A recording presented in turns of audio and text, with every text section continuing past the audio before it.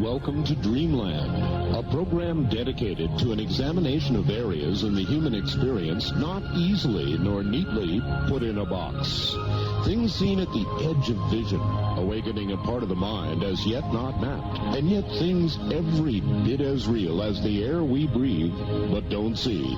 This is Dreamland. Good evening. It is Sunday evening, and this indeed is Dreamland. If you're just tuning in for the first time, and many of you out there are, as the network continues to grow at an accelerated pace, you're in for a real treat.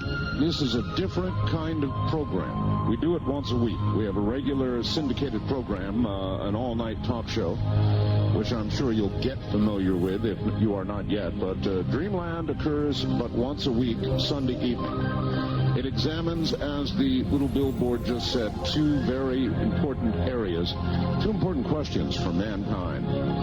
Whether there is another life following this one, and we follow all kinds of avenues in trying to answer that question, and whether we are being, have been, or will be visited from others. And we'll touch on just about all of it, one way or the other, I'm sure, this evening. First, way out in Seattle, is Linda Howe, and Linda is at the MUFON convention, a big confab going on up in the Seattle area, obviously of the big people in the UFO world. And so since we have a reporter on the spot, that's where we'll go in just a moment. That will be first. Do you have scaling in your house, in your pipes, in your water heater, in everything you drink, in all of the water that you wash your clothes with, wash your car with? Do you have scaling in there? Well, it's easy to find out if you've got the guts to go check. All you've got to do is go take the aerator off your faucet and look in there and see if you see white, crusty stuff. Or for a real adventure, go in and look at the shower head and see if it's coated and clogged. Well, I had all that. I live out. Hello, Linda. Are you there, Linda? Oh, gee. Have we lost Linda? Let's try this again. Hello, Linda. Yep. All right. Linda. Can you hear me? Oh, you are there. Yeah, we've never left the phone. Maybe there was a button on your end or something that didn't get pushed. Could be. We're right here. Oh, good. Yes, I am in Seattle. It has been an extraordinarily, I think, fruitful MUFON conference, exploring both some of the more details of historic areas like the old Blue Book report, up to the current day controversies around Roswell. And in between, I have received new reports about crop circle formations in the United States, in Inman, Kansas, and Alva, Oklahoma, and new mutilation reports from Maple Valley, Washington, and Kansas City, Missouri, which I'll be reporting on in future Dreamland. All right, I'm getting the sense, Linda, that we're in the middle of a serious UFO flap right now. I'm getting reports right and left, faxes, you name it. Before we go on, yeah, Linda, I've got to jump in. I said we're heard all over the place. We've got a new station this evening, I think number 128 for Dreamland. Oh, wonderful. It is KSTP-AM, Minneapolis, St. Paul, Minnesota, 50,000 watts, covering a good part of the central part of the country. So I wanted to get that. Thank you, Linda. Right, and we also are sitting in a city where there's another 50,000 watt AM 1000 KOMO that's carrying Dreamland right now. You bet.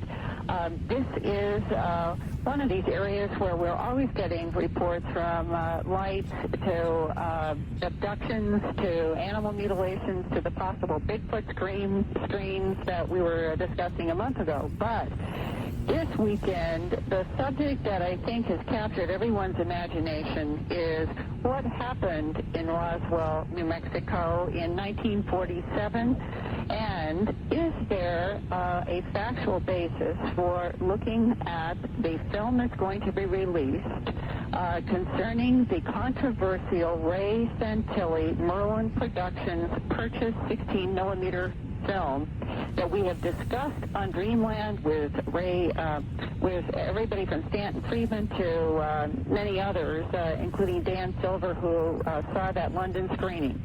With me right now is George Wingfield, who is from England, was here, and 1 hour ago presented to the 500 and some MUFON assembly approximately 5 black and white photographs of a being that is seen lying on some kind of a table.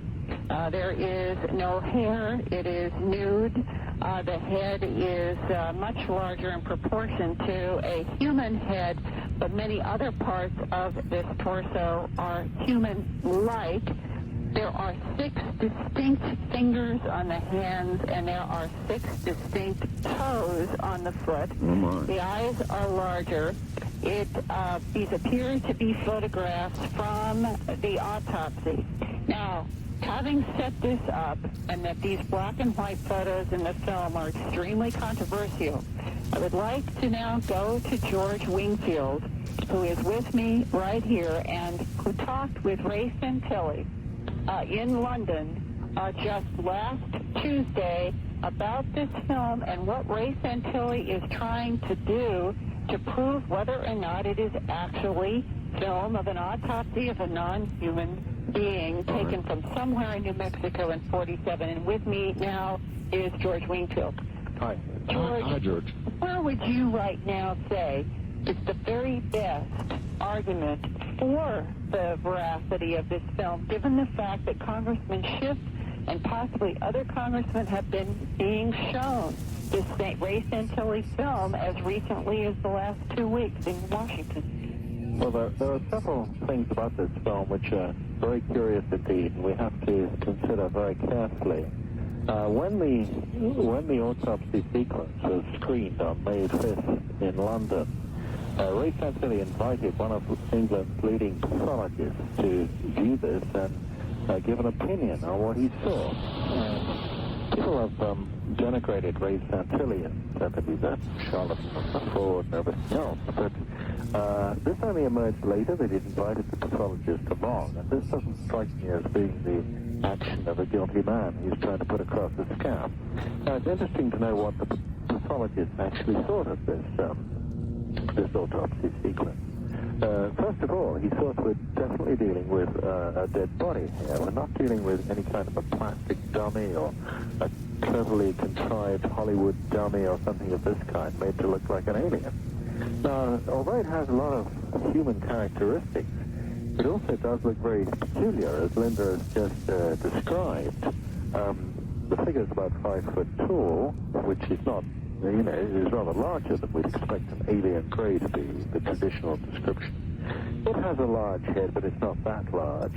It has very large eyes, which apparently had some kind of a dark membrane across them, which during the autopsy is scraped off into a bowl by the surgeon, who incidentally looks as if he's done this before. There are various other features, like the 6 fingers and the 6 toes on each hand and foot. It appears to be a female. There's no head hair or body hair at all. And the reason it appears to be a female is that there is something that looks like a vaginal opening? That's correct. Yes. May I ask a question of both or either one of you? Is it uncommon in human beings for there to be 6 fingers, 6 toes? Is that possible? It's possible. It's extremely rare. It's a condition known as, polydactylism or polydactyly. It's extremely rare, but apparently sometimes you get a gene which sets in. So in certain tribes in some remote part of, I don't know, South America or somewhere or other, you might find that this is much more common than it is in the world at large. I've never seen anyone with 6 fingers, but there was a Queen of England who had 6 fingers. That was Anne Boleyn, and she had 6 fingers on just one hand. But to have 6 fingers, 6 toes, all round, I think is extremely rare. Uh-huh. And another thing about this is that apparently there are 2 autopsy sequences, and they show 2 similar but different creatures being autopsied. And again, the other one has 6 fingers, 6 toes, and is entirely similar to the first one, but clearly a different creature. So if this was a hoax or some completely fraudulent footage, where on earth have the perpetrators obtained these creatures? One suggestion, of course, is that maybe these are doctored corpses and somebody's maybe sewn on additional digits or altered the head by some kind of plastic surgery to look much larger than it should be, and that this is otherwise a normal human corpse. The pathologist didn't think so. He saw no external signs of any doctoring of this kind. And when you see a close-up on the foot especially, Art, it is definitely like looking at fully integrated foot, except there are 6 distinct toes. Linda, are these photographs of reasonable quality? They're very high quality, actually. George has 2 very good photographs that Ray Santilli gave him of the foot and another of, I believe it was the head. We also have what we were describing in the 6 photographs that were shown here at MUFON. They were actually taken from apparently documentary footage that's being prepared by M4 in England, right? Channel 4. Yes, Channel 4 in England for release, I believe, in August. And this was a trailer for this upcoming film. And some enterprising person videotaped and then put out in the computer scanned images, and that was part of what George showed today. All right. It's beginning to sound a little exciting. Linda, I know you. We've talked to you now for years. And I would like you to now break out a little bit and give me, I mean, you're sitting there looking at the photos. Right. I haven't. What is your assessment? Well, I am puzzled because, as George said, I don't have the feeling that I'm looking at a mannequin. It does have the, whatever one has, an intuitive sense of looking at something in photographs as we humans are used to looking at things. It does have at least that intuitive sense of some kind of an actual body. What I think I am especially struck by, my very first reaction was, this, whatever it is, this humanoid does not look like a single drawing, a single description from the abduction literature, from so-called military and intelligence civilian leaks, the descriptions that have ranged from the small grays with the thin, long arms to the taller grays to the so-called reptilian insect, tall humanoids that have hair or don't have hair. This is different, and yet the eyes. George saw clearly in the film in London that the surgeon lifted away from the 2 eyes a dark membrane, and those eyes are very large, and they would be considered to be a solid black, very large eye if you encountered them with the membrane. One interesting point, and George, you should address this. If I understand it, the surgeon seemed to lift out this membrane with such swiftness that it almost implied the surgeon may have already known that this was something that could be lifted off. It looked to me, he did it each eyeball, a swift flick, and he'd remove that membrane, which filled up into a dish of fluid. It looked to me as if he'd been doing this before. There were no false moves. Well, there's no way to know that this was the first, second, third, or fourth alien body they might have autopsied. Oh, that's true. Exactly, Art. And one of the things that keeps coming to me is the information of a variety that suggests that there were many other crashes that our government had been dealing with prior to 1947, that for some reason someone somewhere seems to be trying to draw the line at 1947, even though there's an increasing amount of information that things were happening before July at least. And in this film, George, isn't it true that the date for this particular autopsy seems to relate to a being that was taken somewhere in June, not July? Well, apparently, according to I can give you the whole story behind the film and where it purportedly came from. And the man who owned it, Mr. Santilli, is still in contact and has met on many occasions the cameraman who allegedly took this footage in New Mexico in 1947. And the story is similar to the Roswell story that we know, but it's different in several respects. Just to go back one moment to the corpse during the autopsy, I have a line here from the pathologist's report. saying that what appeared to be the membranes covering the brain were shown being cut and the brain being removed. However, the appearances were not those of a human brain. This is England's leading pathologist speaking. And the color of the mass taken from the skull appeared very dark on the film, where human brain tissue would appear white. That's right. Gee, we seem to go up and down on this thing. First, people seem to be leaning toward it as a fraud, but after listening to the two of you this evening, it sounds like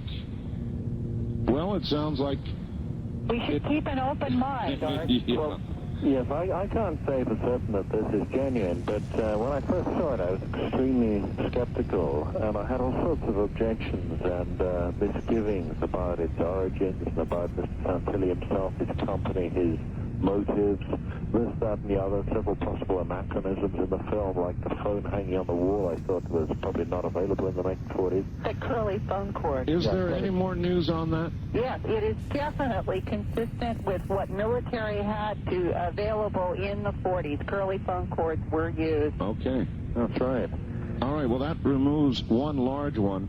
Plus, we've got to imagine that it could be authentic film, and Mr. Santilli could be playing it for all it's worth. And frankly, an awful lot of people, if they had their hands on that film, would play it for all it's worth. So that doesn't surprise me. No. He certainly has played it for all it's worth. I mean, he's got deals going now with Channel 4 television in Britain, and he's going to be showing a documentary which includes much of the footage in Britain, in France, Germany, and Italy, and I think he's quite pleased. He's in quite a good position financially now as regards what he paid out initially on the film, which is reported to have been $100,000. But at the same time, he is approaching experts to get their verification about some things on this. He's certainly approaching experts. I mean, he doesn't seem to be afraid of the experts. He says, okay, I can't be 100% certain it's genuine, but I'm going to put it in front of the appropriate experts who can authenticate it and to verify that we are dealing with the right thing. All right, you two. I believe I do. Now, the big question, what about those photographs? Are they proprietary? Is there a chance you could get them to us? Could they appear on the Internet? Is there any way people can see them?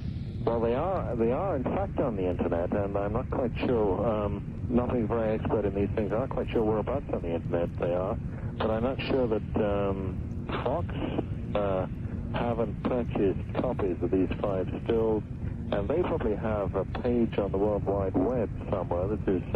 All right, good enough. You two hold on just a moment. I'll be right back to you. We all know that information is what it's all about, and for those of you who like looking over the edge, well, I've got some really hot news for you. It's called UFO Facts World Report, and it's a hot monthly newsletter packed with just the kind of information you've been looking for.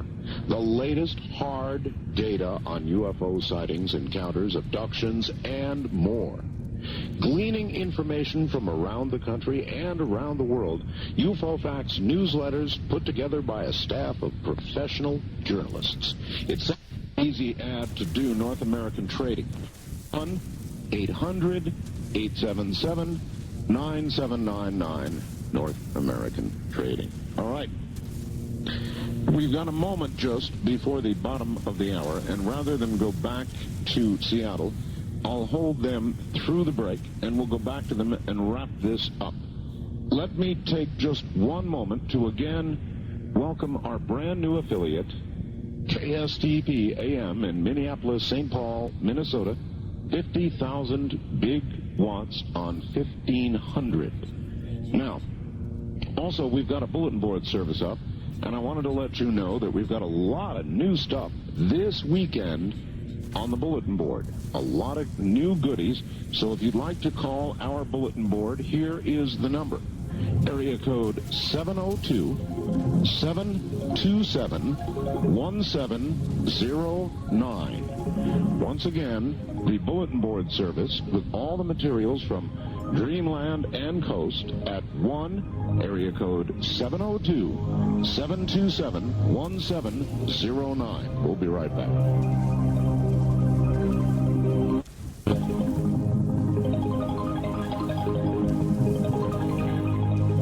This hour of Art Bell was recorded for rebroadcast at this time. Please do not call.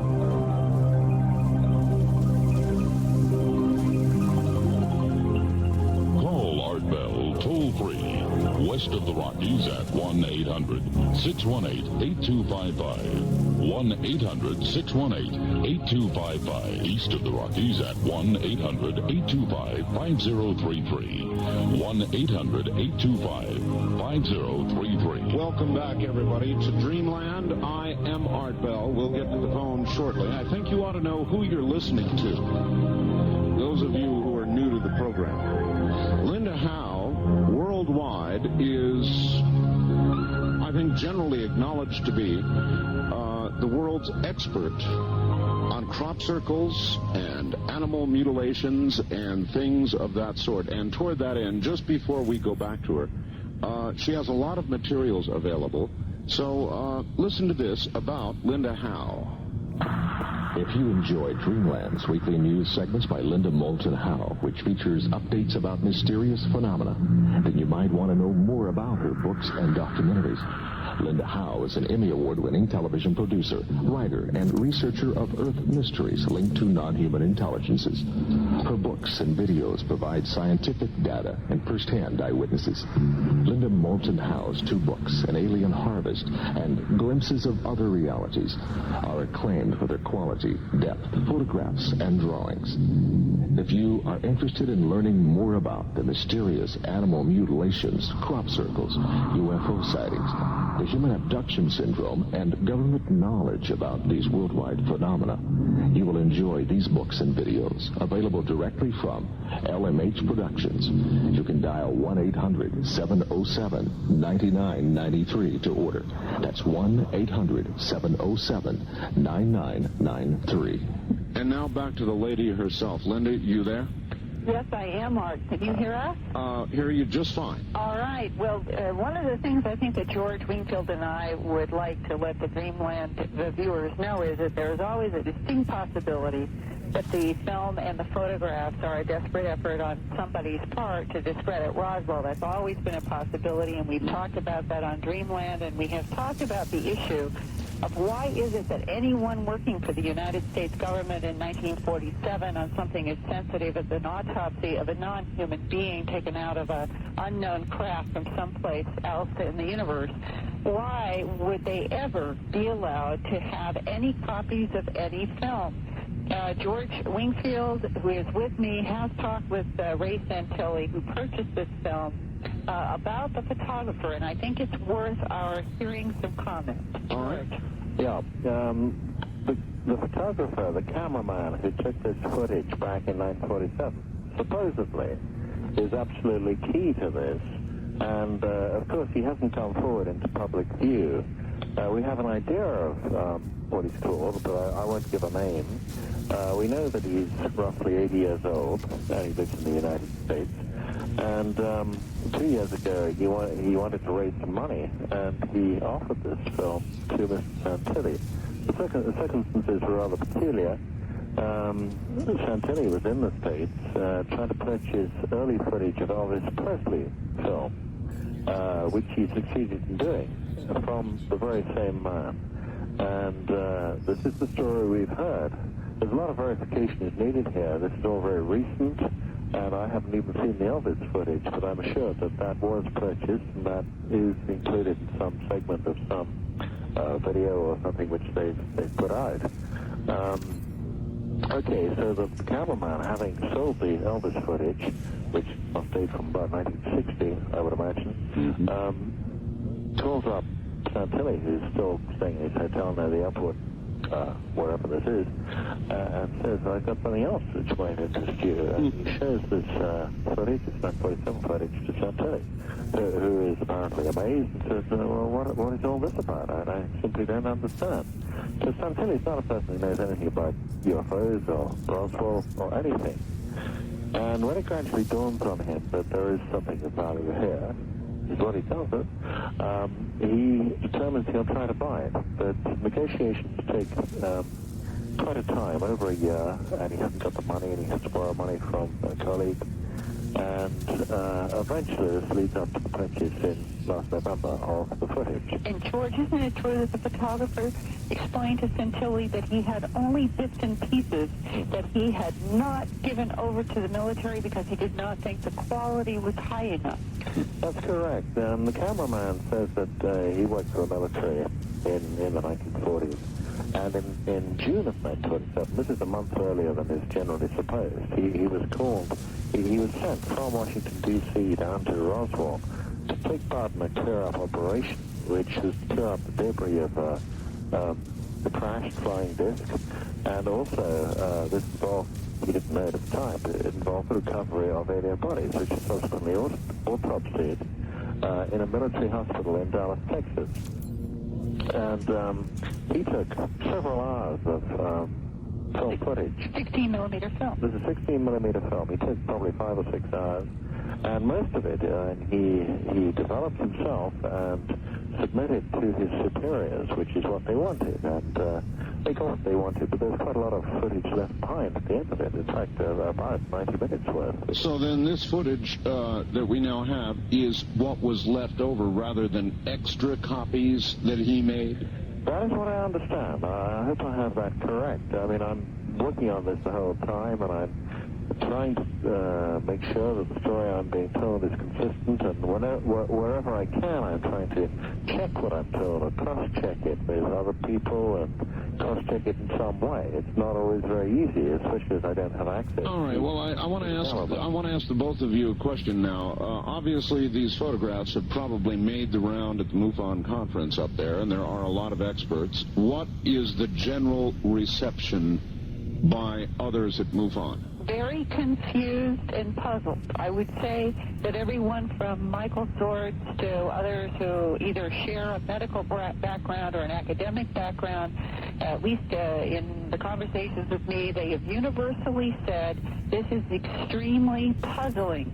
If this was to be a so-called hoax, why would the body that is being autopsied match what we've all been conditioned to see over the last 20 years, these gray thin arm things? That's true. Why is it that this first release of something that purports to be 16-millimeter film and photographs of a non-human being from a crash disc and retrieval somewhere in the summer of 47, in this case it seems to be June, not July, why would it not look like anything that anybody else has ever described? This is very, very puzzling, if it is even supposed to be a hoax. It is. All right. Well, we've got to go, but I want to thank both of you for the update.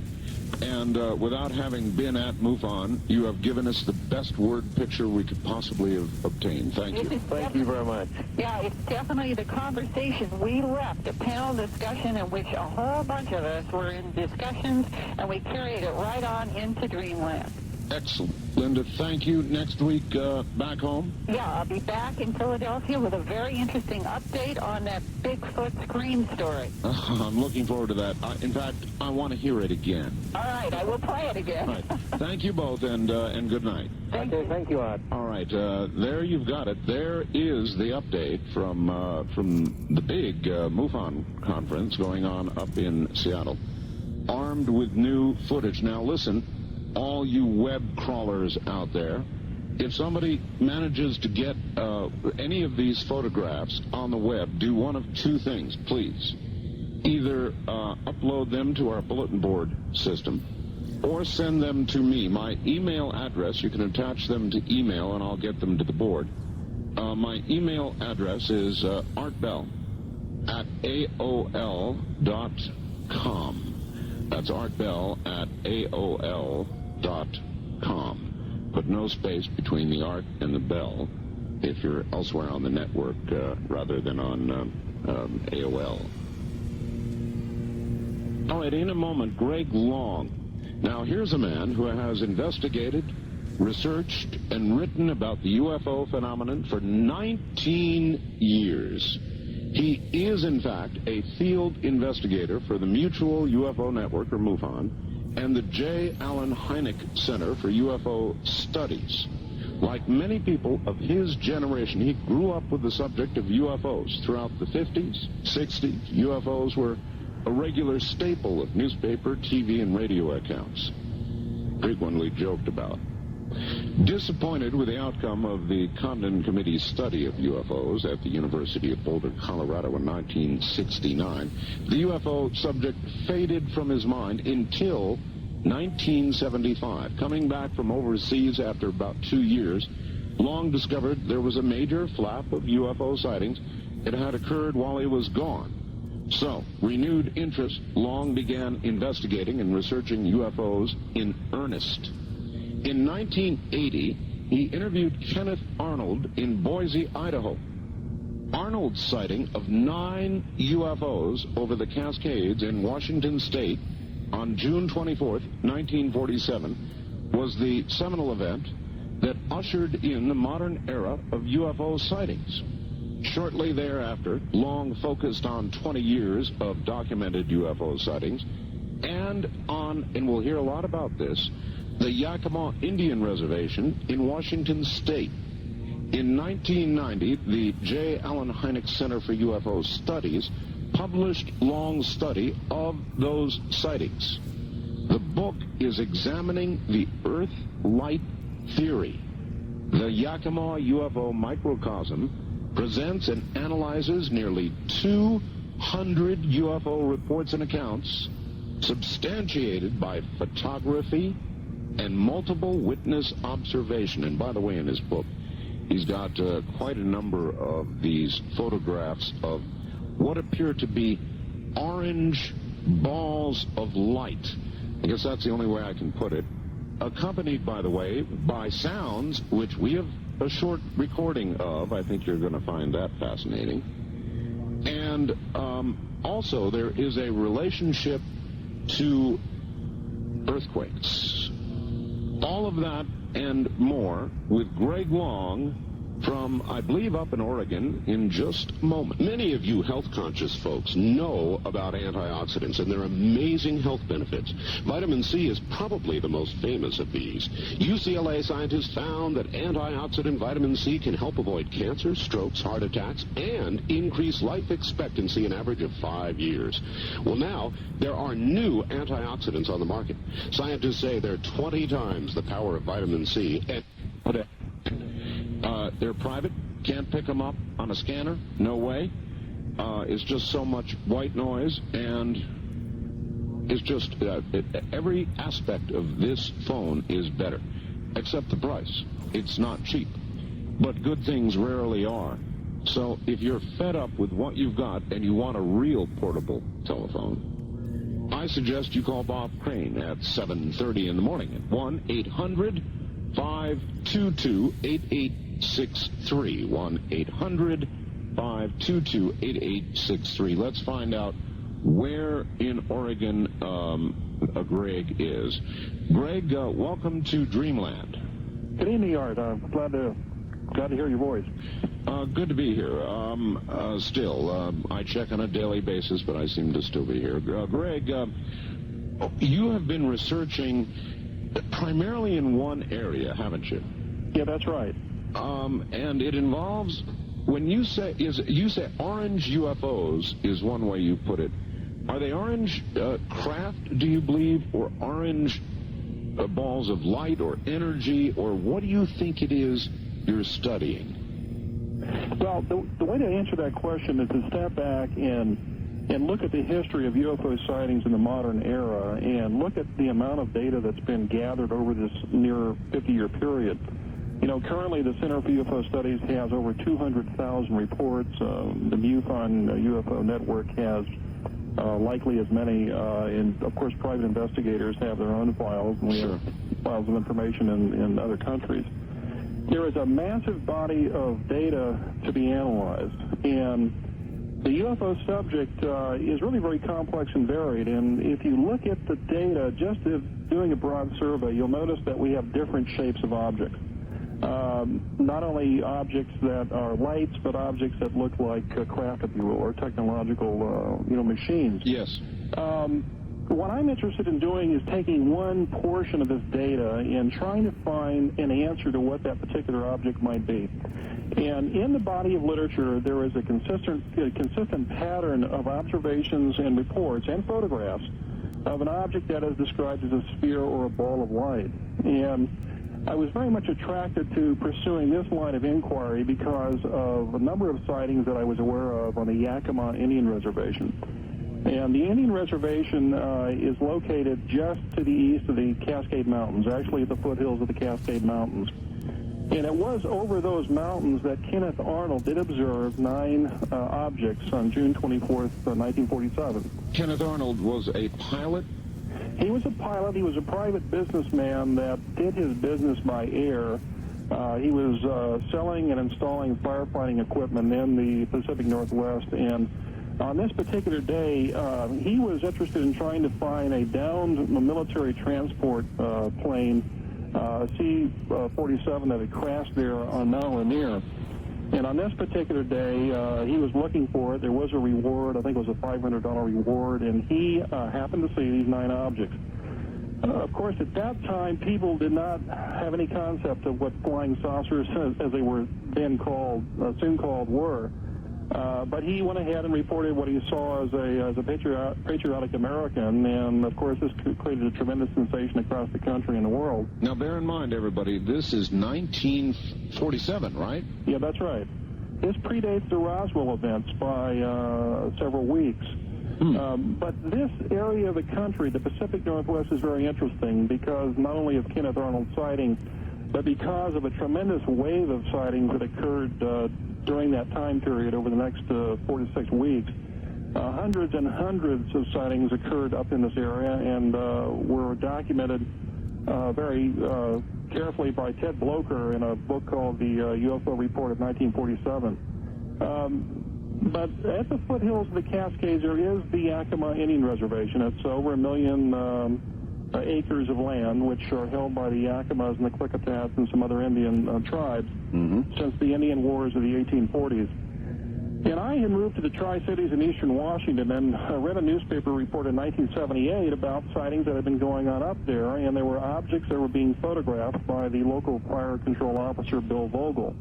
And I decided that this was an opportunity to really dig into something that was close to home. It was in my own backyard. Sure. And so I went up and met Bill Vogel and began looking into his reports and looking at his photographs. And consistently, what was being shown over and over again in his slides was this particular object, which was a sphere, usually orange or reddish-orange in color.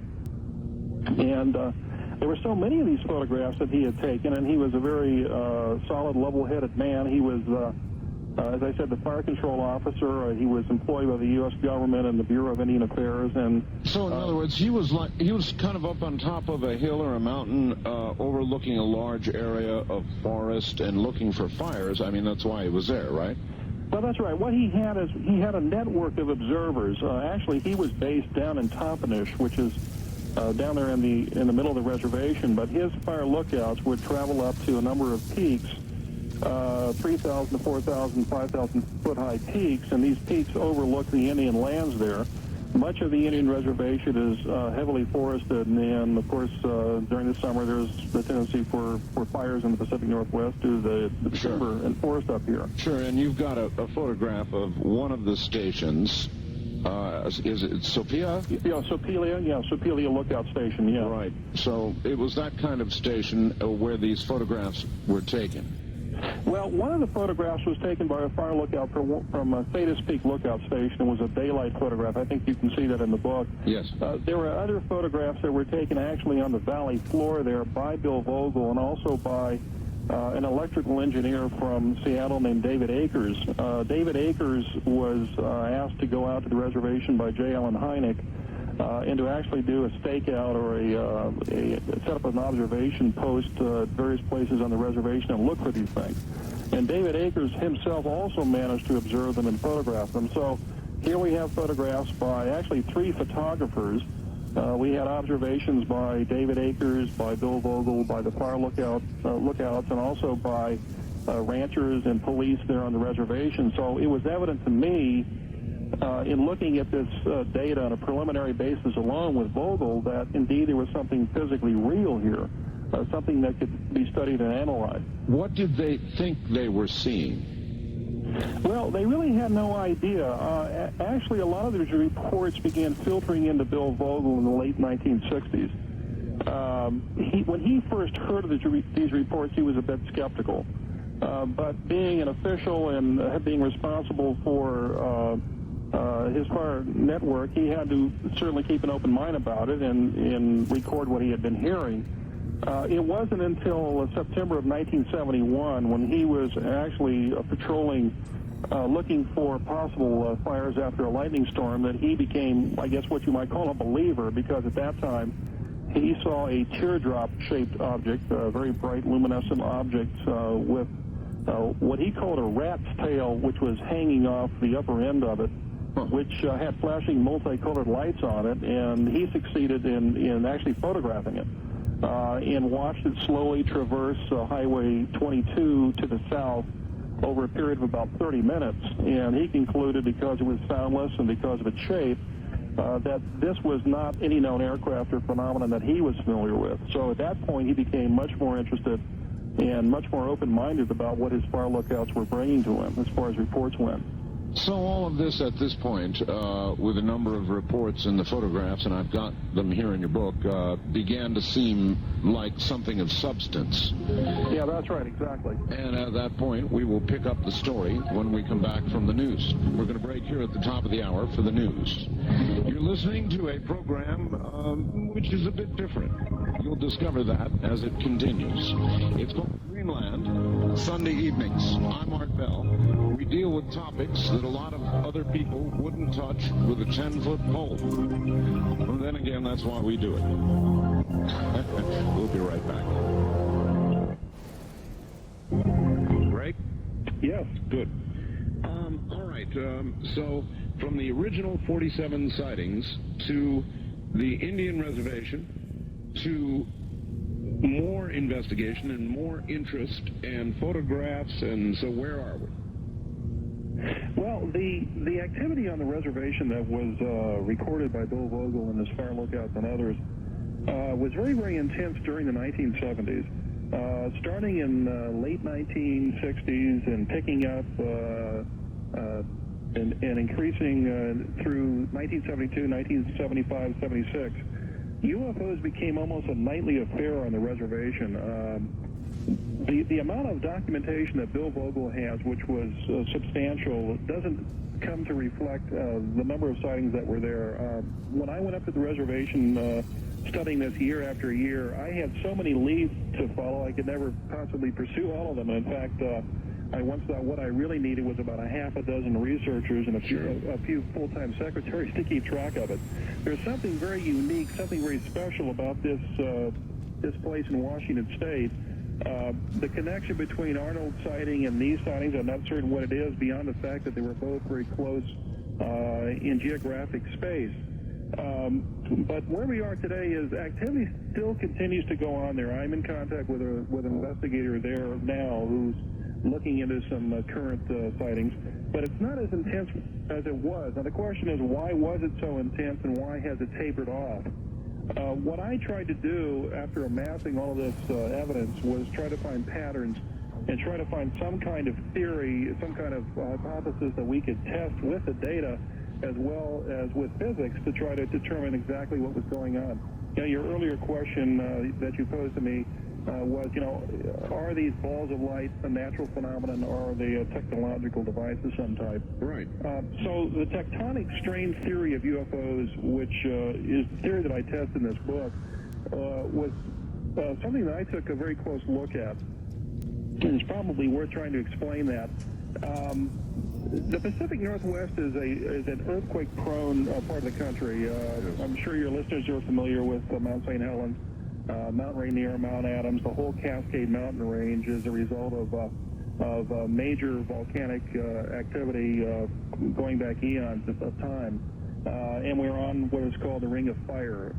And earthquakes are prevalent up here. In fact, there's a lot of them that are beginning to occur in Oregon. There's more activity going on today than there was a few years ago. In fact, let me stop you there, Greg. I don't know if you have studied it, but I have several studies purporting to show that the number of 6-point plus earthquakes over the last many decades has increased at an alarming rate. And of course, I've had Gordon Michael Scallion on and others who have talked about the earthquake activity and what has occurred, what they have predicted, and what has come true. And there is a lot of activity going on. There is also a current large UFO flap going on. So, is that right? Oh yes, and the quake reports hit me daily. So, are you suggesting, and can you document a connection? Well, the tectonic strain theory of UFOs, let's take a look at that, and that way I can answer your question. As humans, what we really are very, very small beings that live on a thin crustal skin on planet Earth. And the Earth is 8,000 miles in diameter, and of those 8,000 miles, only 25 miles of that distance is composed of what we really call the surface of the Earth. The rock that we live on, and this rock is really composed of plates. These plates are moving under pressure caused by subterranean forces, by liquid magma, which is boiling beneath us. And when these plates move up against each other and slip suddenly, of course, we have an earthquake. The Yakima Indian Reservation, as it turns out, is actually heavily faulted. There are signs of earthquake activity going on there today, and there was low-level earthquake activity going on during the 1970s. Mount St. Helens is about 180, 200 miles to the southwest. And again, we have the Cascades. So I took a look at this theory, which has really been promulgated by Michael Persinger in Canada, and also supported by John Durr with the U.S. Geological Survey. And what it says is that in earthquake-prone areas, there is a buildup of pressure that is eliciting some kind of energy, which is ionizing the Earth's atmosphere above the surface of the Earth and forming a ball. And then this ball can move and appear to be intelligent in its activities as the energy column or energy stream beneath it moves along fault lines. All right, so you appear now to be arguing this is perhaps a natural phenomenon associated with Earth or tectonic pressure. Well, that indeed is a possibility. What I've done since Yakima is I've extended my research out to look at data from other sites, other states and other countries around the world, and I'm also digging back into decades of sightings. I'm going back to the 1940s and 50s and working my way back to where we are today. And there are some clear indications that there are certain geographic areas where there is a clustering of earthquakes or earthquake faulting or signs of activity in the area and these lights. Now, one way to be able to prove that there is a connection between earthquakes and UFOs is to be able to have a database that's large enough to do that. By pinpointing the geographic areas, we can go in and look at seismic activity that's gone on there over a spate of time. We can take a look at UFOs that have been sighted there and see if there's any direct correlations between them. Michael Persinger and John Durr have done that with Yakima. They feel that there is a strong statistical correlation, a preponderance of data that shows that shortly before or after earthquakes, lights are seen, and it's very compelling. The problem is that mixed up with these balls of light on the Indian Reservation, there were also reports of Bigfoot. There were also reports of what appear to be abductions, as we understand them. There are also reports of encounters of humanoids, and also beeping sounds and other kinds of strange noises. All right, well, there's a good place to tell me. I've got an audio recording here, a short audio recording. How was this obtained? This is a recording that was made by a UFO researcher named David Jacobson. And in April of 1975, April 19th actually, he recorded this on the Tulalip Indian Reservation, which is just above Seattle in the Puget Sound area. I don't know all the details about it, except that there was something that was being heard up there.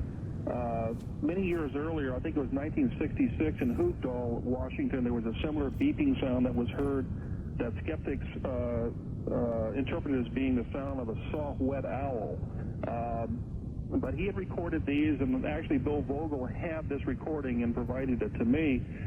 Since this recording, I have been in touch with another researcher who has acquired other recordings from other independent investigators, Yes. and has had them all analyzed and has shown clearly that it's not an owl. They do share the same frequency band and similarities, and they seem to be the same sound. Now, the interesting thing about this particular tape that you have is that it was recorded in April of 1975, and at the same time, in the same month, on the Yakima Indian Reservation, which would have been several hundred miles to the east, Bill Vogel was receiving reports of beeping sounds. And in fact, I interviewed a witness on the reservation who himself had heard these. I found this extremely interesting because here we have independent witnesses. We had a recording. And then most recently, as I mentioned, there have been some other recordings that have surfaced of the same sound. So it is real. Yes, but it appears to be associated with something that he's seeing. I mean, clearly from what he said, he was seeing an object. Well, I'm not certain whether he really saw an object, Art. I think you might have only gotten part of the narrative. He was attempting to find an object. It was located somewhere above him in the trees. They attempted to see it, but I don't believe actually they ever saw it. All right, let's play it. Let's let the audience decide for themselves. It is an odd beeping sound. The audio level was very low. I hope you'll be able to hear it. Here is the sound.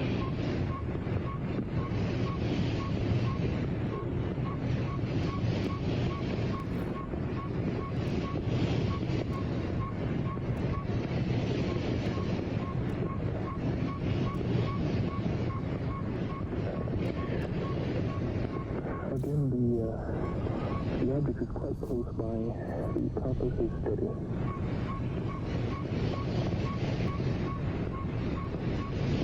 All right, that's it. The object is quite close by, he said, and the compass is steady. So you're right, he didn't really say that he was seeing an object. That's right. He was assuming that there was an object. Now, let me just take a brief moment, if I could, Art. I went through my files and I pulled out some representative samples of newspaper stories that were being published in the early 1970s around the country, which, interestingly, were reporting beeping sounds which were associated with objects. Here's one dated July 17, 1972, Elliott Lake, Ontario. This is from the Espanola Standard, Ontario, Canada. 3 girls here heard a loud humming noise with an intermittent beeping sound coming from the area over the high school. They also heard what sounded like magnified voices coming from something behind the high school. They then saw a giant red ball about the size of a full moon, which is quite interesting. Here's another report from the News American of Baltimore, Maryland, dated August 30th, 1972. On August 14th, 1972, a young man named Greg Faltersack told police that he was driving along a country road. He was surrounded by mist and woods when he saw something. At that moment, the electrical system in his Plymouth went out, and he heard a strange beeping noise. Here's another report from Centralia, Washington. This is March 18th, 1971. June Wadsworth observed a UFO in the sky. It had multicolored red and green blinking lights and was emitting a strange beeping sound. I have numerous accounts here. I probably have at least 24 of these. And it's clear to me that in some cases there is an object associated with it, and in many cases it is a ball of light. So there seems to be something rather intriguing here that perhaps balls of light are emitting a beeping sound. They do affect automobile engines. They do affect animals in some cases. All right, that would suggest a large electromagnetic field to affect an automobile. Simple. Yeah, well, that's true. That's true. On the other hand, that would not necessarily be out of line with something that would be produced by pressure, I suppose, from the Earth. Gee, this is all guesswork. There are a lot of people talking about beings of light. I'm sure you've heard that phrase a million times.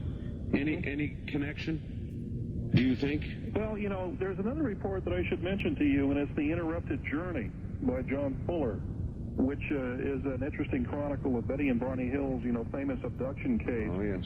I in preparing for your show, I went back and looked in here. And on page 123, there is the transcripts of the interviews that were held with Betty and Barney Hill. And at the close of their experience, when they left the scene, they saw a bright, huge ball, which was orange. I'm quoting it right here. It was a bright, huge ball, orange. It was a beautiful, bright ball.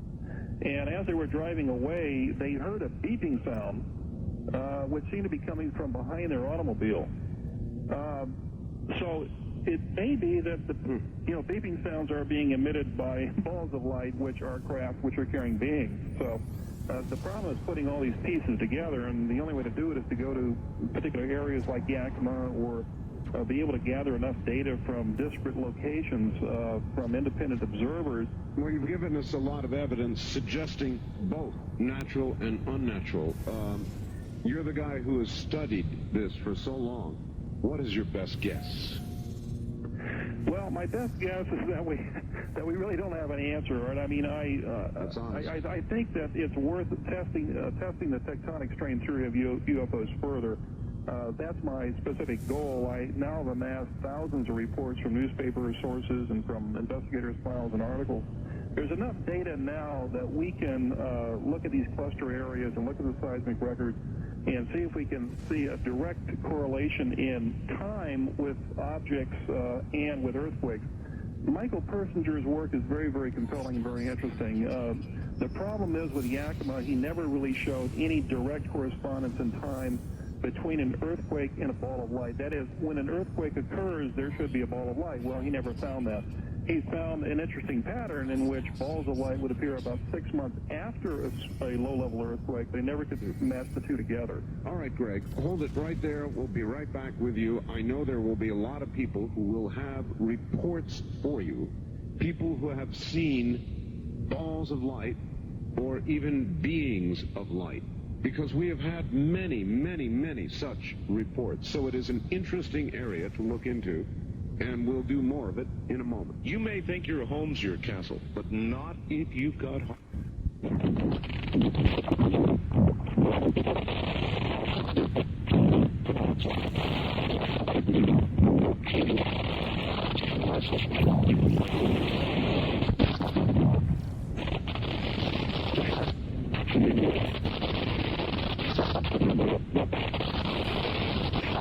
Are many Get in touch with George Wingfield, who was on earlier with Linda Moulton Howe. I know that he has some reports of balls of light that are associated with those. There are some news clippings I have from several years ago in which observers had reported some orange balls of light. That's fascinating. There may be something going on there. That sort of opens a Pandora's box now. Not only do we have earthquakes, but we have sometimes the Bigfoot associated with ball of light sightings. We have abductions, and now we have crop circles. So Bigfoot fascinates me. I've never been able to find an expert to have on the program and talk about Bigfoot. Maybe you can fill us in a little bit. Let's go to the phones again. East of the Rockies, you're on the air with Greg Long. Hi. Yes. Where are you, sir? I'm in Lexington, Kentucky. All right.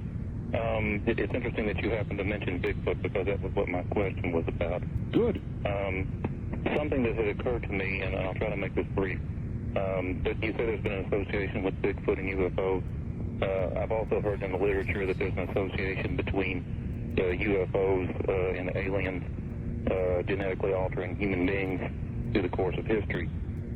What I'm wondering is, you might pose to this guest and some of your other guests in the future, if they've ever considered that the human race, where it would have been, say, thousands of years ago, is what Bigfoot is today, and we're the new improved version. All right, thank you. All right, we're on Bigfoot, so let's stay there for a moment. Are we an improved version of Bigfoot? Is he some sort of relic of what we once were, or what?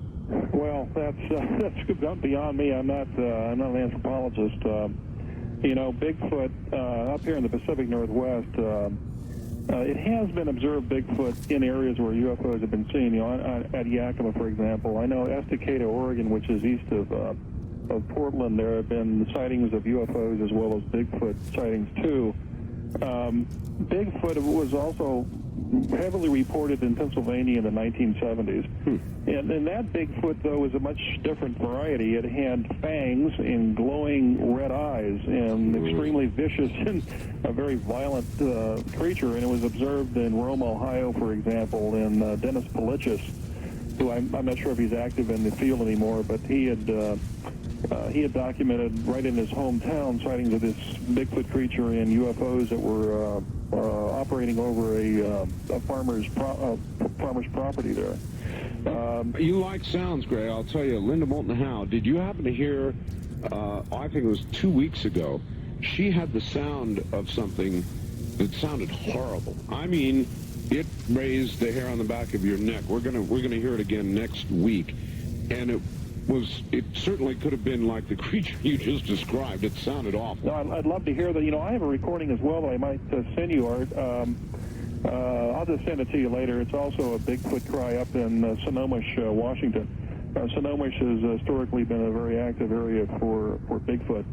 But the answer to your caller's question about whether Bigfoot is, or whether we are a successful genetic experiment, I guess you might say. Sure. I really don't know how to answer that. Grover Krantz is someone you might want to invite here on your show. He's been studying Bigfoot for 20 years. He is an anthropologist at Washington State University. And has published a book called Bigfoot Prints, and has done an excellent job in looking at plaster casts and hair samples and all the data that he has managed to gather over the last 20 years. Oh, he would be very interesting.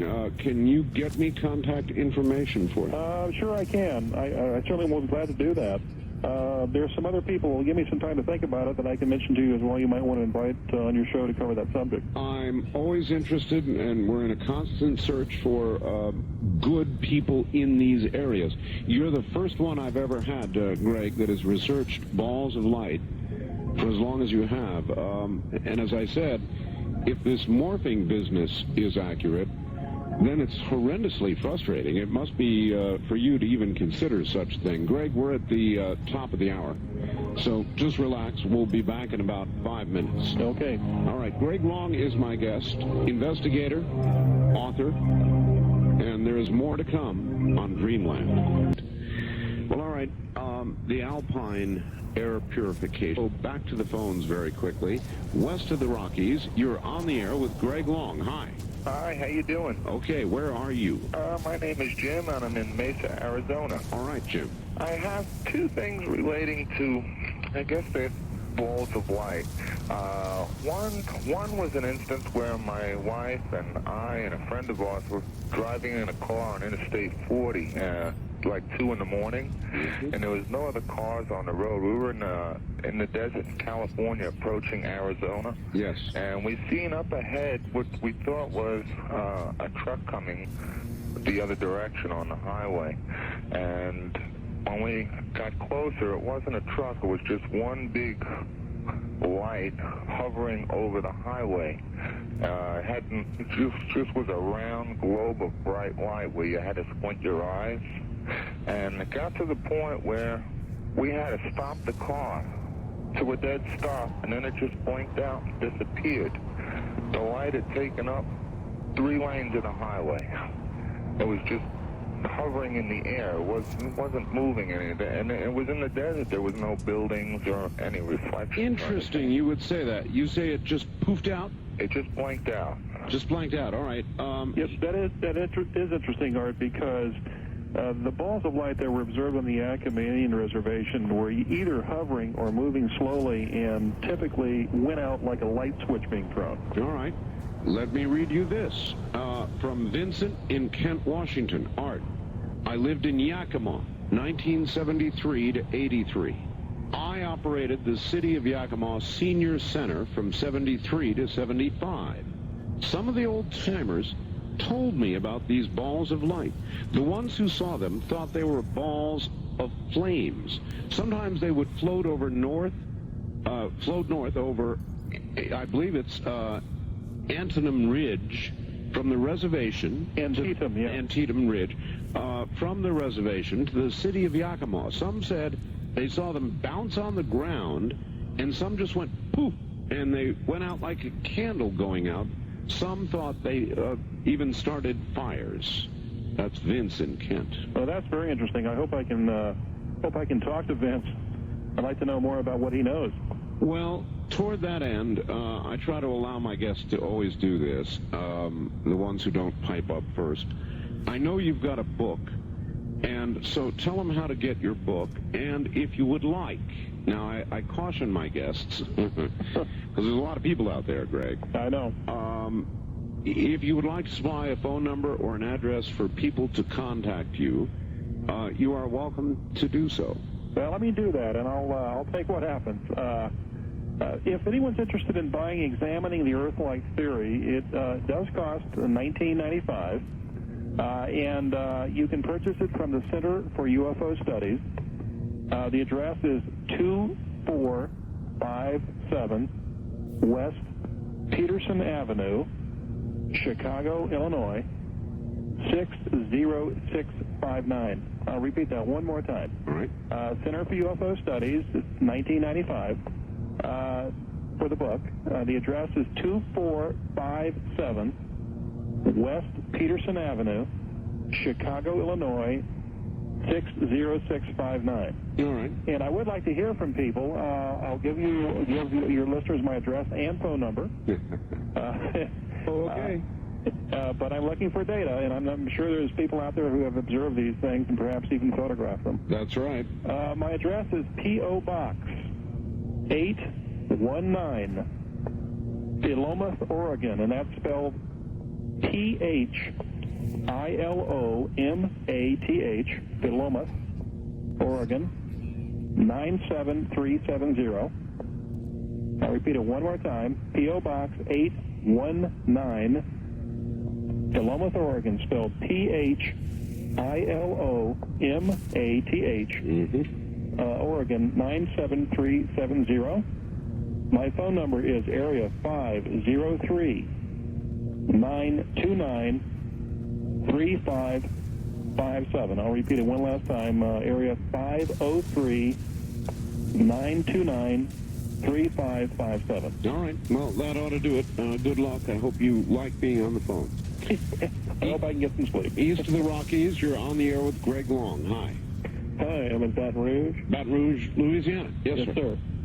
I lived in North Carolina back in the 80s, and there was a, I think, fairly well-known legend or set of stories about lights that danced through the hills and hollows in some part of the Piedmont or the Appalachians. I wonder if you were familiar with that.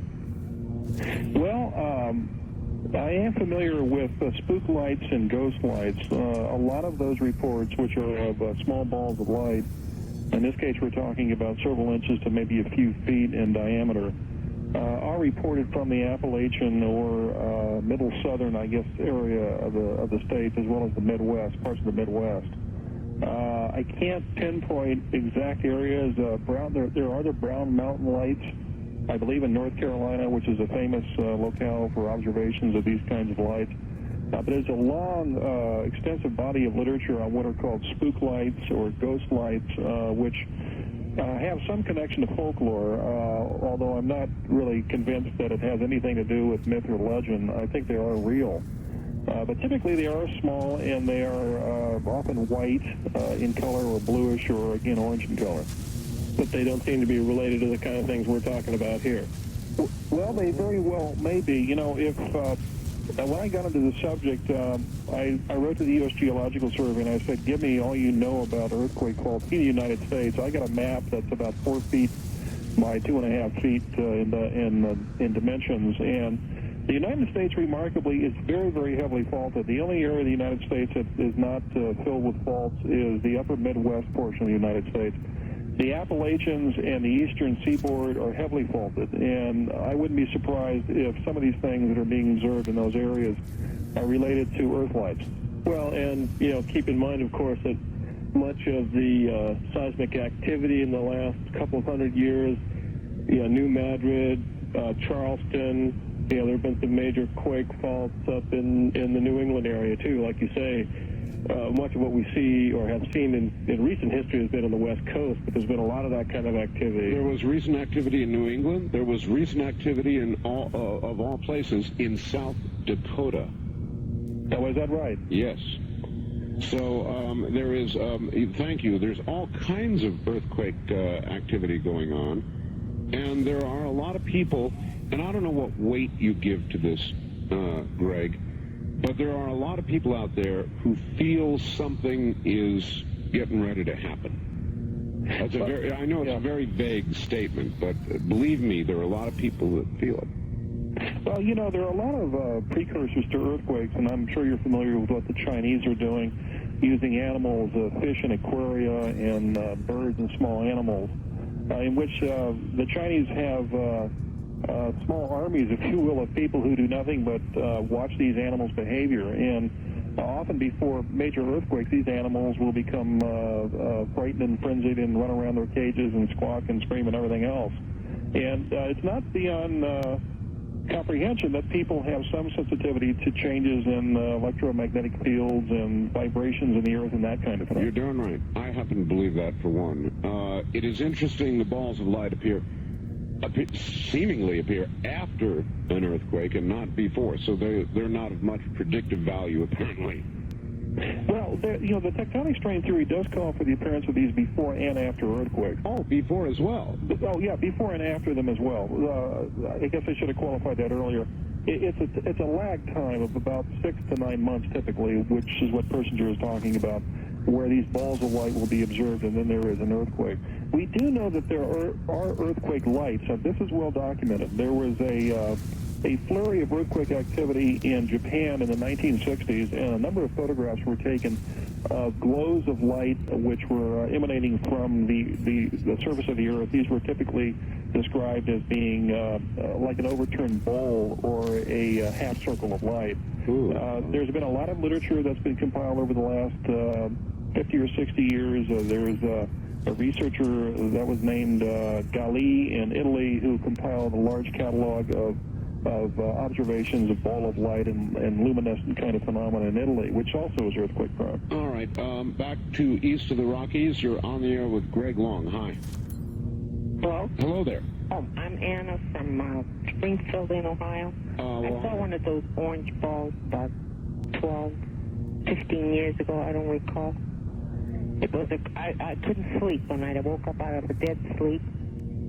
And I come downstairs. I was mad because I couldn't sleep. Had more milk, went back upstairs and sat on a bed. And I didn't have curtains up on my back side of my windows. And I saw this orange ball come real slow, and then it stopped, and it just went down to the ground. There's a lake behind our home. And one night I had one of those little gray guys standing by my bed. And I swung at it and told it to get the hell out of here, and it went. Oh, that's interesting. Yeah. You know, the ball of light again, Art, we're trying to unravel this mystery of what's causing them. As I said earlier, there seems to be an association between balls of light and the so-called encounter reports. Ed Conroy, I was, again, looking through some of the literature, it's such a mass of this, but Ed Conroy worked for the San Antonio Express and wrote a book called Report on Communion, in which he looked at Whitley Strieber's accounts to try to provide validity for them, and he himself saw on Strieber's property, when he was invited out there, a ball of light which was moving in an undulating fashion. It had the apparent size of a golf ball and moved just above the trees. So there seemed to be some compelling connection between balls of light and aliens, if you will, or the abduction scenario, what have you. All right, let's hold it right there for a second. Greg Long is my guest. I kind of like that lady's idea. Some of the rest of you might bear it in mind. Ever faced with a gray or an alien face to face? She told it to get the hell out of here, and it did. That's probably worth remembering. North American Trading has done a very wonderful program. Thank you. I have never seen an alien or ever. I love your program. I got hooked on this. I'm only 15. Well, I've never seen an alien either, so don't worry about it. Never seen anything. I did one day see a small ball of light a couple miles from my home. Oh? Floating just above the treetops. It was very tiny. You know, the only problem with balls of light in Florida and parts of the South is that the scientists are so easily able to say, swamp gas. Is that not true, Greg? Well, that's true, but if you look at really what swamp gas is, it's a very diffuse chemoluminescent phenomenon. It tends to be very diffuse and hazy and fuzzy. So what did you see, sir? Was it a distinct... describe it. Oh, well, it was if I looked out my window, it was just right above the treetops. And, well, I live very close to the water, so it couldn't have been swamp gas because I live not far from the ocean. And it was, well, it looked very far away. It was really tiny, small ball of light, and it was just, it wasn't pulsing or flashy, it was just solid light. And then did it disappear, fly away, or how did it, or did you just get tired of watching it? Well, I just kept watching it. Suddenly it moved a little to the left, did a small triangular pattern, and then took off to the south. Took off. All right, thank you. See, that sounds like a craft to me. That sounds much more like something capable of its own movement. Yeah, that's true. Again, that's why it's important to look at all these reports in the finer details, because some of these balls of light that are simply hovering in one place and going out, again, they suggest an energy being depleted, and now with the energy gone, the light form is going to vanish. Yeah. But objects that are hovering and then shooting off at high speed or in some direction, an angle up into the atmosphere, I don't think that can be accounted for by an electromagnetic beam or a column or something like that. All right, back again for a second to the earthquakes, because I have a question. How deep is your database of information to suggest a correlation between the two? Well, it's deep in the respect that there are many cases where these balls of light or other lights, balls of light are really the signature that you're looking for in correlating lights with earthquakes. But in some cases, I have flashes of light and sparkles and bursts of light and that kind of thing. But there is an interesting pattern where many of these balls of light are seen around mountains. And, mountains are caused by the upthrusting of rock from the earth. And that upthrusting is caused by plates that are moving one against the other one. So if you look at particular geographic areas and look at the landscape, look at the topography, and look at what is being observed there is, on the face of it at least, a correlation. But the work has to be done in terms of going into the seismic database and looking at actual earthquake activity and looking at the appearance of the lights and when they happen. All right, that hasn't been done yet. All right, good. Thank you. Greg Long is my guest. He'll be back in just a moment. Next week on Dreamland, Dr. James Lewis, author of the new encyclopedia of afterlife beliefs and phenomena. That should be very interesting. Next week on Dreamland, don't forget our bulletin board number, area code 702-727-1709, 24 hours a day. First-time callers, area code 702-727-1222. 702-727-1222. Or the wildcard line at area code 702-727-1295. 727-1295 in the 702 area code. Now again, here's Art Bell. Thank you, and welcome back. Greg Long is my guest. For 19 years, he's been researching balls of light. And it's almost hard for me to imagine somebody spending that number of years on it, and yet so many have seen them. So many of you have seen them that maybe I can understand it. At any rate, back to him and a bunch of faxes here in a moment. The C. Crane Company has got GE Super 3 radios in, and I'll tell you, the Super series of GE 3s, I'm not going to go through the whole history, but they are the most sensitive front-end AM radios that I think are sold anywhere. They're just absolutely incredible. The GE3, when it first came out, was a big disappointment. Everybody went, wow. We thought it would be an improvement over the other great GE series, and it wasn't. Well, they got recalled, and whatever was wrong, they fixed it. And it is truly super. It's a portable. It operates on batteries, D cells, just like the old Zenith transoceanic, or you can plug it into the wall, and it comes with a plug actually attached to go right into the wall. It's got a large speaker, so the AM reproduction is superb. It's got a large ferrite antenna, and I guess that's part of the reason it does so well on AM. And, of course, these sell out immediately, and I mean immediately. So if you want one, you must be on the phone early in the morning, Monday morning. I doubt they'll be, I bet they're all sold out by, 11 o'clock, no later than. They're $59.95. And I'll tell you something, Bob Crane, I don't think he makes very much on these, or maybe he doesn't make anything at all. The reason we sell them is because we want you to have good AM reception. Actually, he better make a couple bucks on them, but I'll tell you, it's certainly not much. This is near rock bottom, $59.95. If you want one, and the phones are busy, try back after 10 a.m., but I'll tell you, get on it at 7:30 Pacific Time, 1-800-522-8863. 1-800-522-8863. Hope you have that number written down. All right, back to Greg Long. Greg, are you there? Yes, I'm still here. Art, I grew up in Yakima. My dad, who was 56 years old when I was born, mentioned seeing these balls of light several times while hunting the lower valley well before I was born in 1949. He thought little of them. He simply referred to them as lightning balls. No big deal to him or his hunting buddies.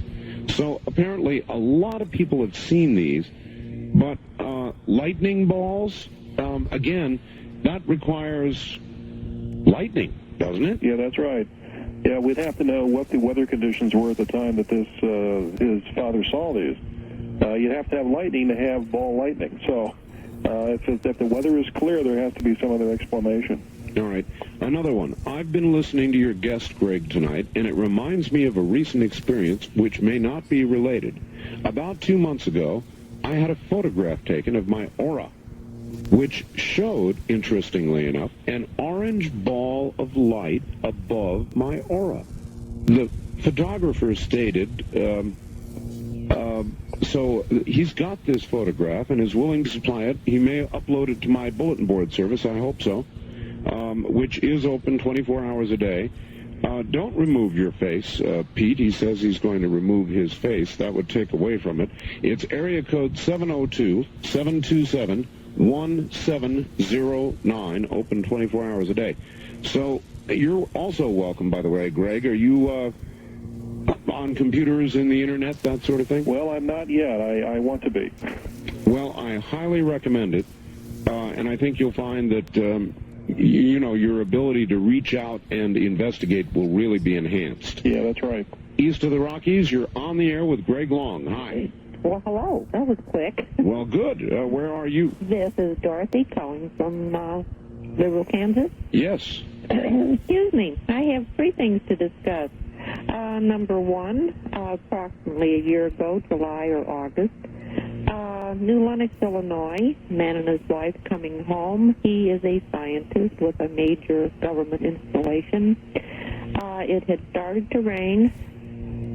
They had just come over a railroad track, and they saw a blue light following them. They thought it was a police car coming up on them, so he slowed down because he thought he was speeding. And it caught up with them and came into the car and went nowhere. It just lit up the car, but it was a big blue ball of light. Now, it was raining. They came on to where I was. They said they had come directly there. The lights were off because there had been like an explosion or something that it hit a power transformer. Now, they thought they had come directly, which I wasn't more than 4 minutes away from where they were, but there was a good half hour to 45-minute time lapse from the time that blue light was in their car to the time they got to the house. That's interesting. But they didn't know if what they did was ball lightning. Is it blue? This had followed them down the highway. Well, there is a problem with something following an automobile. Typically, ball lightning appears to be attracted to some metallic objects when they enter homes, and they usually explode with a very loud report. In fact, they've been known to kill people when they explode. There are accounts in the UFO literature of balls that do follow automobiles for miles and miles. We've got a problem here, though, with the weather. Certainly it's possible for ball light to enter into an automobile if there is some kind of crack between the window and the door or that kind of thing. So it had to be researched more. The loss of time, that fits the missing time phenomenon with abductions. At the same time, perhaps there's the automobile. Although if they were driving and lost consciousness for 30 minutes, I would tend to think they would have driven off the road. So, well, they thought they that they had just continued on their way, but when I reminded them when the electric went off, there had been a good half hour to 45 minutes. All right, thank you. Greg, are there a lot of reports of disruptions of vehicles, operation, in other words, engines stopping, that sort of thing, associated with the appearance of the balls? You know, Mark Roediger, who's the scientific director of the Center for UFO Studies, looked at that very question about vehicle interference, and he took a database of several hundred reports and looked at correlations between UFOs and car stoppages, you know, engines going out and that kind of thing. But he did notice that there was a subset of ball of light phenomena that seemed to be associated with that, but the preponderance of car stoppages really were more structured-looking objects. It's interesting because, Greg, I've been hearing reports lately that scientists have actually developed some sort of device that can produce an EMF-type pulse that can stop a car. I mean, they're doing research so that, police, instead of having a high-speed car chase, can point this at a car and stop the engine. So, it's not outrageous, apparently, that there would be this sort of energy possible. No, certainly. There's a famous case called the Val Johnson case, in which a sheriff's deputy in I think it was Minnesota or Michigan in the late 1970s saw a ball of light which was suspended over a highway, and this thing came hurtling at him and struck his automobile, and he became unconscious for a period of time. And the car was studied by the Center for UFO Studies, working with General Motors, and they looked at the windshield and a bent antenna and chips of paint that were burned off of the car and that kind of thing. And it certainly is possible that you can generate some kind of ball or beam of energy and disable engines and people. That's really something. I suppose that ball lightning, though, would have a great deal of EMF energy contained in it, wouldn't it? Yes, it would. So, boy, who knows? East of the Rockies, you're on the air with Greg Long. Hi. Hi. Turn your radio off, if you would, for us, please, and tell us where you're calling from. Columbia, Missouri. Columbia, Missouri, all right. Yes, first of all, I want to say great show. Is there some way I can get hold of the theme music you use? Yeah, it's Ray Lynch. It's Ray Lynch does it. It's called the O of Pleasure. Like O-H, O of Pleasure. Ooh. Okay. All right. Question for Greg Long. Yes. Or not a question. You were talking about ghost lights. Back in the late 50s, down around Carthage, Joplin, Missouri, they had some ghost lights out in the hinterlands. Even had a little telescope set up. You can put a quarter in and view them. And we had a kid there in high school named Bill Underwood who made that his science project, and he studied them and used very powerful refractive optics and resolved the images of the ghost lights, and it turned out that they were made by headlights on a highway some miles away. Yeah, I'm familiar with that study. The Marfa lights in Texas, people have been looking at those as well, and are looking at the idea that headlights are actually being observed at some distance and being distorted through haze or simply distance, and are being resolved by the human eye as balls of light. So there are some explanations for these things. That might not explain everything. Excuse me? That might not explain everything, but, No, it would tend to explain some of these that tend to hover always over the same location and don't seem to ever be seen anywhere else, and it tends to suggest that there must be something that's repeating over and over again there. A question. If you were to compile and look at your database, what percentage of the reports would you classify as resolvable by natural phenomena? Well, Art, the problem with that is not being able to do the seismic correlations yet. There is I guess a fairly significant number of these objects that are reported that suggest to me something natural in respect that they are very short-lived. They tend to move up from the ground. For example, they look like they're coming up from behind the tree or a promontory or ridge or something. Mm-hmm. They hover for a period of time and they go out. They aren't doing anything that you would associate with intelligent maneuver or surveillance or moving toward people or that kind of thing. The ones that follow automobiles for a period of time, the ones that are dividing and merging together and entering other objects. I have some cases where balls of light are ejected from other objects. Exactly. And descend to the ground or move toward the observer. That's another question. I do think that there is probably a fairly significant body of UFO reports that are in the ball of light category that ultimately will be explained as being natural. The problem, though, as we've mentioned throughout the show, is balls of light that are associated with craft-like objects or abductions or close encounters and that kind of thing. All right, Greg, stand by. We'll be right back to you. I saw one craft, ladies and gentlemen, one. It was silent, triangular, about 150 feet above me. There was no mistaking what it was. It was not a ball of light. It was a solid, very solid, very large object, not flying, but floating. I was in the Air Force. I know what it takes for aerodynamic flight. So while there are balls of light, there are also craft, unmistakable craft, and there are a lot of mysteries up there, many of them simply not explainable. Totally inexplicable, and that is why we do this program, trying to get to the root of it. We'll be right back. Now to Greg Long. Greg, are you there? Yes, I am. Have you been tempted, Greg, in your years of investigation, or maybe it's happened, I'm sure it has, from moving to an investigation of what seemed to be lights in the sky or balls or whatever they are, to so many reports of objects? I ask that because of my own experience. I mean, Greg, what I saw wasn't a ball of light. There was no mistaking what it was. Well, I mean, there was, but it was something, it was either technology that we don't even hint at that we have, or it was from somewhere else.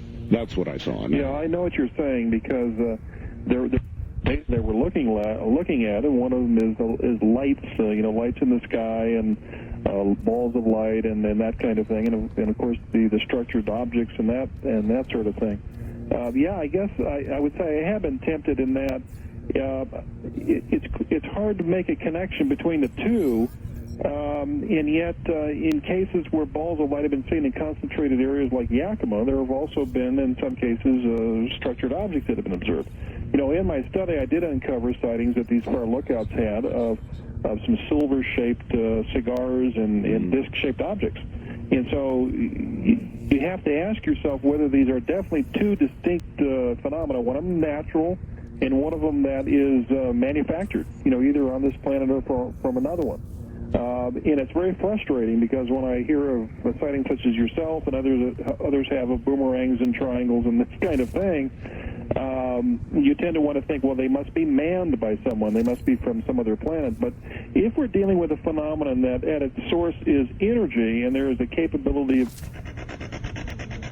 guys itself too, and that's the kind of latest thinking that Willie Strieber has. We have a phenomenon that is vastly more complex and much more frustrating, maybe impossible to be explained. So, well, under the circumstances, manned might not be the right word, staffed. Greg Long, where are you calling from, please? Pennsylvania. Well, welcome. Hello. You're talking about ball lightning? Well, maybe. Okay. When I was 12, I stepped out on the porch of my uncle's house. It was about 10 a.m. in the morning. And about 2 feet in front of me, this ball about the size of a basketball, made of what appeared to be some sort of electrical charge, just passed in front of me. Scared the life out of me, and I ran in the house, come back out, and it was gone. Well, there you go. See, that would be my reaction. Ball of energy right in front of me. Goodbye. Exactly. I'm out of here. And so you did that, and when you came back, it was gone. It was absolutely silent, no noise. I never saw anything like it before or since. Yeah, what was its color? White. White. And and the edges had like a static discharge appearance, like as if it were electric. That's right. Do you have any memory of what the weather was like? It was clear. It was clear. Mm-hmm. Okay, that's interesting. That's a good report. Thank you. We're so far out of time, Greg. But I guess the reports, on the other hand, I do understand why you're studying this. It's such an incredible phenomenon, and it's so widespread. That story, I guess, is fairly typical. Ball lightning, clear weather, energy. What's your best guess? Well, you put me on the spot, Art. Well, you always save that for last, Greg. You put the guy on the spot. Well, right my conclusions after these many years of studying this is that indeed the phenomenon is real.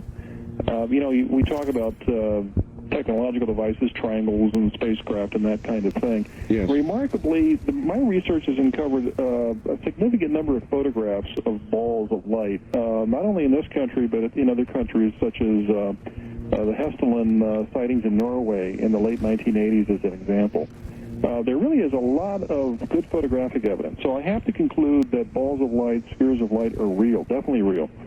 I think there's some subcategories in which some of these things are... Define real for me. Real, you mean... Well, you mean really... They're made of matter. That is, they're a form of energy. We can see them. We can record them not only on film, but with our personal observational systems or visual systems. They're there. They've been repeated all over this country and other countries independently of each other. So indeed, it's real. My conclusion is, as far as whether it's a UFO phenomenon or not, is that it is a UFO phenomenon in that we don't understand what it is. It remains unidentified and unexplained. Good enough. In that case, it is a classic UFO. Good enough. Greg Long, give me your phone number very quickly, one time. Okay, it's area 503-929-3557. It has been a pleasure having you on the program. Thank you, Greg. Well, thank you very much, Art. I enjoyed it tremendously. Good night. All right, if you would like a copy of this program or any Dreamland program, or you would like to subscribe to our newsletter, the Art Bell After Dark newsletter, the number to call is 1-800-917-4278. That's 1-800-917-4278, 24 hours a day. Or don't forget our bulletin board system. Lots of new stuff up there this weekend. Just put up there this weekend. Area code 702-727-1709. Well, it's been another good one. Thank you all. And from the high desert, good night.